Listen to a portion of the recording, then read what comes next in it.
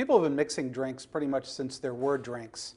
Archaeologists discovered the tomb of King Midas, who was buried in eastern Turkey Western Turkey sometime in around 800 BC.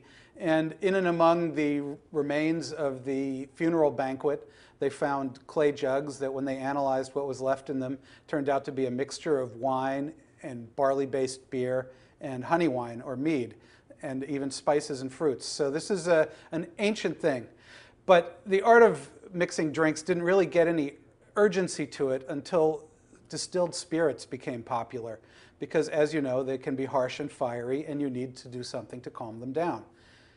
The first popular mixed drink with booze in it, with liquor, is called punch. And this goes back to sometime around 1600. It was either an English invention or an Indian invention, but the way it spread to the rest of the world was from English sailors and merchants who found themselves in India spice trading in the early 1600s. And they brought it back home with them. It became a sailor's drink. Sailors would always drink it by the bowl, and they'd pass it around in the officers' wardrooms at the end of the day.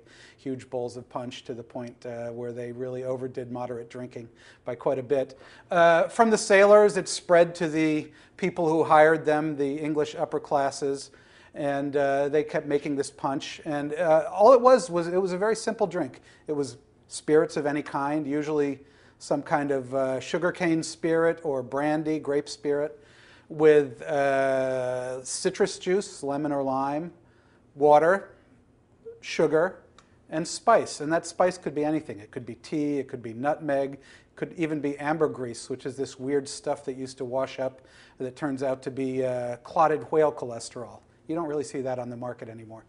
However, this punch spread from the English upper classes to the upper classes in the rest of the world. It was an expensive drink, hence the upper class. And then it spread to the American colonies, where rum, the basic ingredient, was much cheaper, and citrus was much more available. And here in America, it became one of the great drinks of the people. In the 1700s, the art of mixing drinks in America was pretty much the same as it was in Britain. You had a few simple drinks, hot punch, cold punch. Not much else. It was really pretty much the same all across the Atlantic. We were still Englishmen. But then came the Revolution, and Americans started to go their own way. One of the earliest signs of this is a drink called sling, which was widely popular all up and down the eastern seaboard, which was indeed the whole of America at the time. And sling was simply rum or gin or brandy if you were fancy, or whiskey if you were way out on the frontier, with some sugar in it and some water and maybe a grating of nutmeg. A very simple drink, not much to it. Intoxicating though, and one of the problems with getting intoxicated is you get a hangover. So at some point, somebody took that sling, and it must have been around the 1790s. We're not sure, because history of cocktails is history that happens in a bar, so you know what happens in bars. People forget things. But at some point, somebody took this sling and put in a dash of medicinal bitters in it, making a bittered sling. The bitters were just basically alcohol with roots and spices, etc., to make things, to make your stomach feel better and to help your system. So this bittered sling soon acquired a slang name, and we first hear about this in 1803 in a New Hampshire newspaper, when it talks about having a glass of cocktail in the morning to cure your hangover. This cocktail, simple drink, again, just bitters, sugar, water, and booze of any kind. It spreads from somewhere in this northeastern quadrant between Boston and Albany and New York, and soon spreads around the country. Meanwhile, the bartenders are adapting to new drinks like this, but at the same time, they're also adapting their trade, their art, to a new ingredient, ice. In the 1820s, the American ice industry gets born. Nowhere in the world was cheap ice available in the summer. Ice was always a luxury. There was always too much of it in the winter and none of it in the summer. In America, we found a way to take that ice and cut it from our ponds, put it in blocks, put those blocks in warehouses that were insulated, and then sell it for cheap all throughout the summer. People liked ice in their drinks, ice in their cocktails, in their punches, in their juleps. All a julep was basically was a sling with mint in it. So their mint sling is another name for it. So people liked that, and they liked those drinks to be cold and made right for them on the spot. We didn't have time to sit around and drink punch anymore by the bowl. We were a busy go-ahead country, and we really needed to have a quick drink and go on our way. So the American art of the bar really adapts to these conditions, and we have the first celebrity bartenders in the 1810s, 1820s. Willard of the City Hotel in New York City, Cato, another New York City bartender. These guys are making slings and juleps and cocktails to order with ice. They're juggling the drinks, they're stirring them, they're doing all this stuff while at the same time answering their customers' questions and running a busy bar. And this is really the birth of the American bar. As America spreads westward, the art of the bar spreads with it, and suddenly you see little saloons, American-style bars popping up all over the, out on the frontier, and even in California. And once the gold rush happens, it really adds a lot of money into the system, and suddenly you've got a huge boom in the luxury art of the bar. Some of the fanciest bars in America are in San Francisco. And one of the people behind them is a young man called Jerry Thomas, who was a sailor and who jumped ship in 1849 and went behind the bar, and rather than mine gold, he found it was easier to mine the miners than to mine the mountains. And he goes on and learns this art of the bar, travels all around the country, opens bars in New York, in Charleston, in New Orleans, up and down the Mississippi, and in 1862 writes the first bartender's guide. Jerry Thomas, known as the Professor, publishes his book called How to Mix Drinks, or the Bon Vivant's Companion. By the end of the Civil War, the art of the cocktail in America has gotten very fancy. It's no longer these simple rustic drinks that they were in the days of Willard and Cato Alexander. Suddenly cocktails have cordials mixed in them for sweetness. They've got sugar rims around the glasses. They're shaken and strained and served up instead of on the rocks. They start getting fancy. You get fizzes, which is a short punch with a lot of fizz water in it to make for a very long, refreshing drink. You get all kinds of new names for drinks, Japanese cocktail, you get the Telegraph Fizz, the Sitting Bull Fizz, all these great names. And the art of the bar is in full cry. American bars are the best in the world. American bartenders are the best in the world. We're a marvel for the rest of the world when they come to visit us.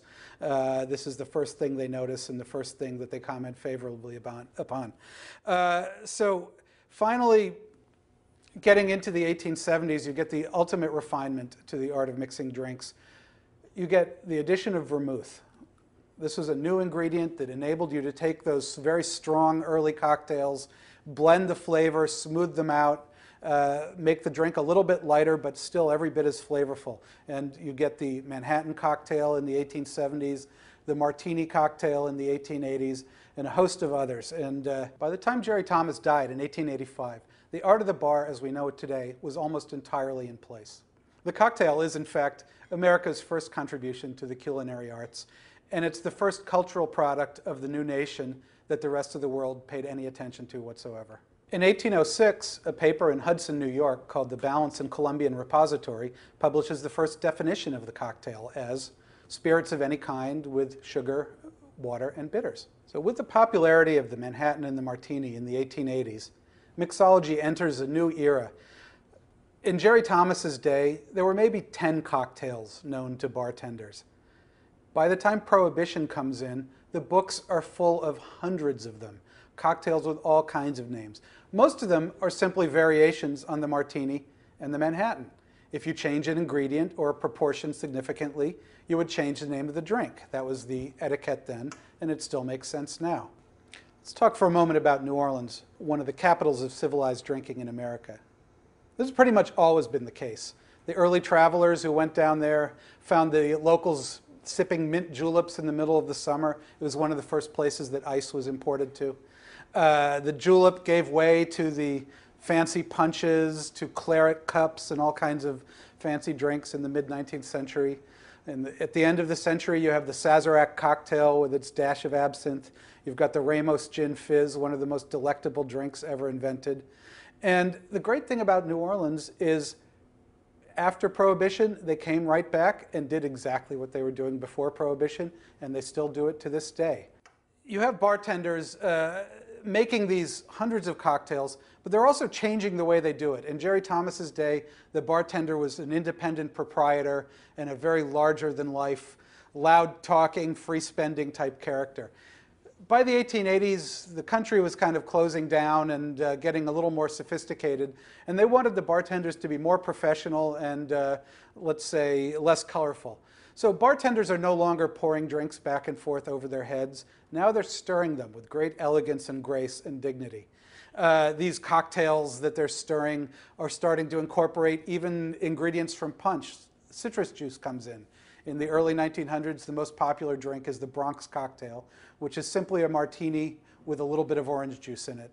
A very simple drink, very tasty. It was to the beginning of the century what the Cosmopolitan was to the end.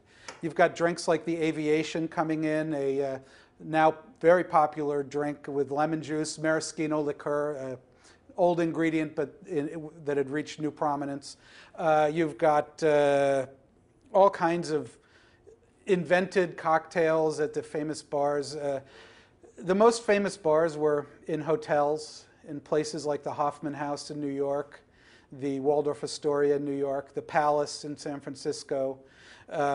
These places were temples of mixology where you would walk in and there'd be 15 white-coated men behind the bar ready to make you anything you desired. It was truly the last of a golden age. And then, of course, Prohibition came and it all had to stop. Now, in the popular imagination, we think of Prohibition as being the cocktail age, the age that all the great cocktails were invented. In fact, all the cocktails that we think of during Prohibition were invented before Prohibition and were simplified or otherwise bastardized during Prohibition to deal with the crappy ingredients, the fake liquor, the bootleg this and that people had to deal with. The honorable profession of bartender had been driven underground and criminalized. The best bartenders, the ones who could really do nothing else in life but practice their craft, found ways of moving to Cuba, to China, to London, to Paris, anywhere but in the US. The ones who worked here were mostly younger men who were not afraid of dealing with gangsters and did not mind so much if they were going to have to be arrested in practicing their craft. So they were not, let's say, the settled men in the profession. Prohibition did its damnedest to wreck the art of the cocktail, and it almost succeeded. When Prohibition was repealed in 1933, just about the first things to open were bartending schools. Usually these were a case of the blind leading the blind. They were speakeasy bartenders teaching people who thought they'd get into this new business, to now the newly legal business anyway, to make a quick buck. Either that or they were older bartenders who hadn't tended bar in 20 years and were coming back and trying to reestablish their skills and pass them on. It worked up to a point. The 1930s was a mighty struggle to recover the art of the cocktail as it had been practiced before Prohibition. And they had good bars, they had good drinks, but it was by no means as consistent as things you would find before Prohibition. The ingredients weren't there, the whiskey was young, it takes years to age good whiskey. There were lots of shortcuts, sour mix comes in, all kinds of commercial substitutes come in, and it's pretty precarious. And then comes World War II, and suddenly things get thrown for a loop. Bartenders are drafted, whiskey stops being produced. By the end of World War II, things are in pretty poor shape.